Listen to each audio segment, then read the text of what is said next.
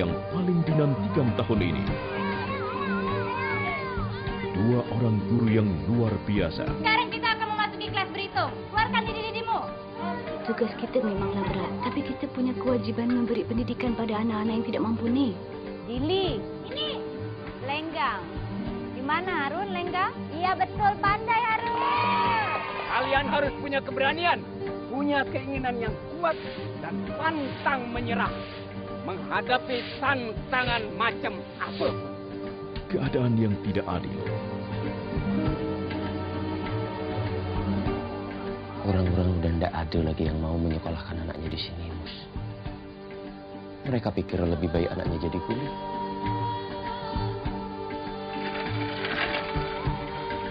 Bagaimana cara kalian mempertahankan sekolahnya? Biayanya, gajinya. Walau tinggal 10 murid-murid itu titipan Allah. Jadi sekolah ini tidak boleh ditutup. Dan semangat yang tak kunjung padam. Kita semua harus punya cita-cita. Dan di sekolah inilah perjalanan itu kita mulai. Kita harus terus sekolah. 25 cm. 100 untuk dicek. Memperkenalkan 12 aktor cilik pendatang baru dari Belitung. Kelakuan anak-anak kuliah itu kayak setan semua. Ini nasi mau dicong, tunggulah dulu.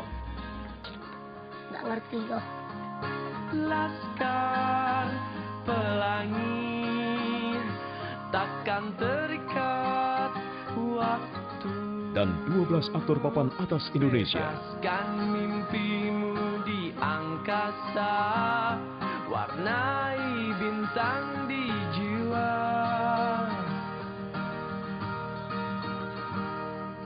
Menarilah dan Jangan lewatkan, mulai 25 September. Sebuah wilayah hutan di Sumatera dan kehidupan di dalamnya yang tak banyak orang tahu.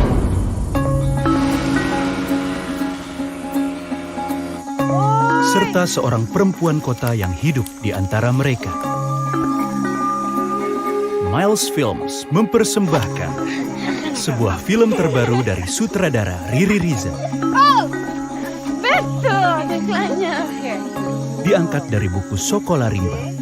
10 kurang 3, 8. Serta pengalaman Butet menurung di hutan Bukit 12 Jambi. Siapa nama dia? Orang rimba disebut orang kubuh yang bodoh dan primitif.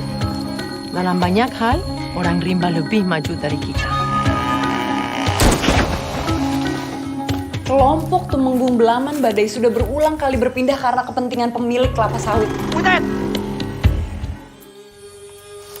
Bungo, ayo belajar. Bungo menunjukkan kepada kita untuk apa kita berada di sini. Jadi ini hanya urusan satu orang anak bernama Bung. Mana ibu guru Butet tak?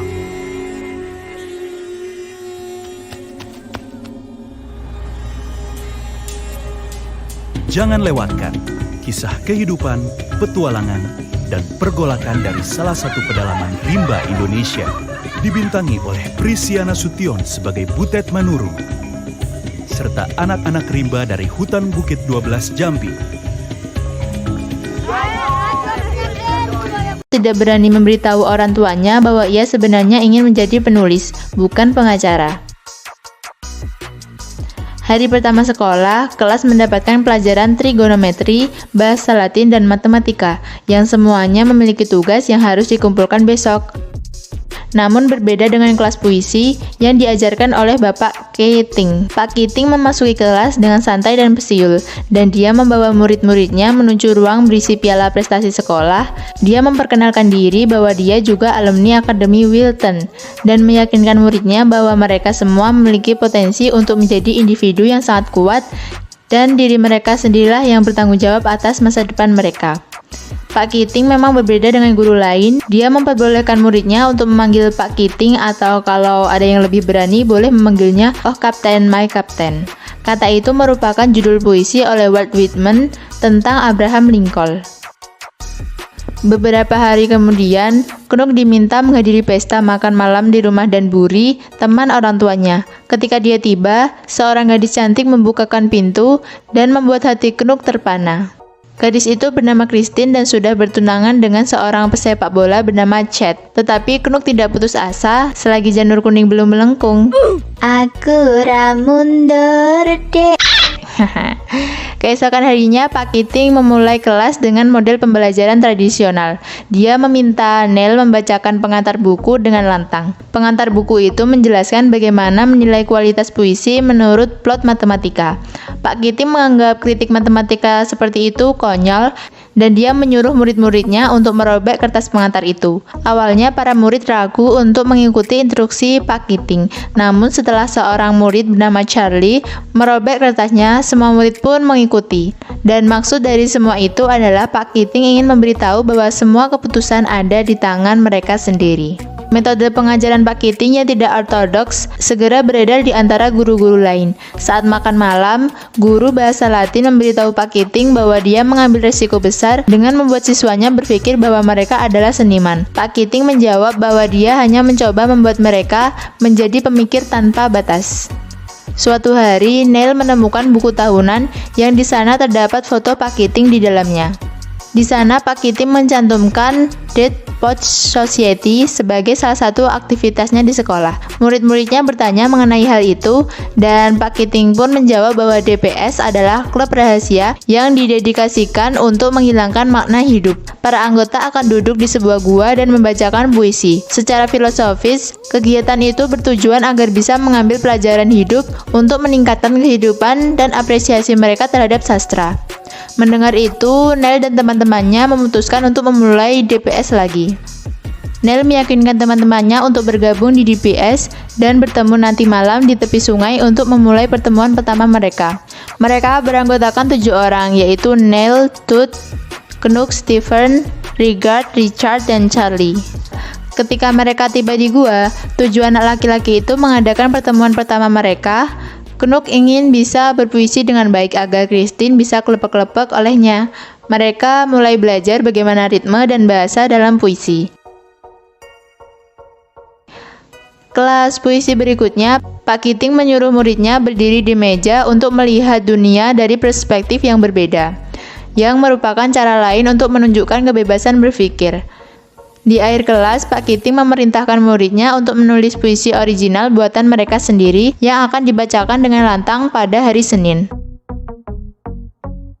Neil mencoba berlatih peran dalam drama A Midsummer Night's Dream yang dilakukan sekolah, dan itu tentunya bertentangan dengan keinginan ayahnya. Sementara itu, Knut pergi ke pertandingan sepak bola dan melihat Christine berpelukan dengan Chad, dan itu membuatnya cemburu, namun ia masih tetap akan berjuang mendapatkan hati Christine. Pak Keating menyuruh Tut berdiri dan membacakan puisinya. Ketika Tut memberitahu bahwa dia tidak bisa menulis, Pak Keating memaksa Tut berdiri di depan kelas. Pak Keating menutup mata Tut dengan tangannya dan memutar-mutar badannya Tut. Perlahan-lahan Pak Keating melatih Tut untuk mengucapkan kalimat apapun, sesuai apa yang dipikirkan Tut. Tut berhasil mengimprovisasi puisinya sendiri. Pak Keating berhasil membuat Tut membangun kepercayaan pada dirinya. Kelas selanjutnya, Pak Keating meminta muridnya menendang bola sambil meneriakkan puisi dengan keras, yang merupakan cara terakhir untuk menunjukkan kebebasan berekspresi. Malam itu mereka bertemu untuk mengadakan pertemuan DPS lagi. Setelah itu, Knut memberanikan diri untuk menelepon Christine, dan Christine mengundangnya ke pesta di rumah Danbury. Kemudian di hari ulang tahun Tut, ia mendapatkan hadiah ulang tahun dari orang tuanya, yang hadiah itu sama dengan tahun kemarin. Orang tuanya tetap memberikan itu padahal Tut tidak menyukainya. Neil melihat Tut yang kecewa dengan hal itu, dan ia mengatakan kepada Tut bahwa jika Tut tidak suka kadonya, maka harusnya ia membuangnya saja. Tut pun melakukan hal itu dan suasana hatinya mulai membaik. Saat pertemuan DPS juga dihadiri oleh beberapa gadis yang diundang Charlie. Ketika Knut pergi ke pesta Christine, dia diminta oleh beberapa pemain sepak bola untuk bersulang bersama mereka. Kemudian dia mabuk dan duduk di samping Christine, kemudian menciumnya. Dan itu diketahui oleh Chad, yang langsung memukul Knut sampai babak belur. Charlie menulis surat atas nama DPS ke sekolah dan menanyakan apakah anak perempuan boleh diterima di Akademi Wilton. Pada pertemuan sekolah mendadak yang membahas surat itu, sebuah telepon berdering. Charlie mengeluarkan telepon kemudian menjawabnya dan mengatakan bahwa itu panggilan dari Tuhan dan Tuhan ingin para gadis bersekolah di Wilton. Akibat perbuatan nekat Charlie, kepala sekolah mengadakan pertemuan pribadi dengan Charlie dan kepala sekolah pun menghukumnya. Kepala sekolah kemudian berbicara kepada Pak Keating dan memberitahunya bahwa dia mengetahui metode pengajaran Keating yang tidak ortodoks dan cara mengajarnya itu bisa berbahaya pada muridnya.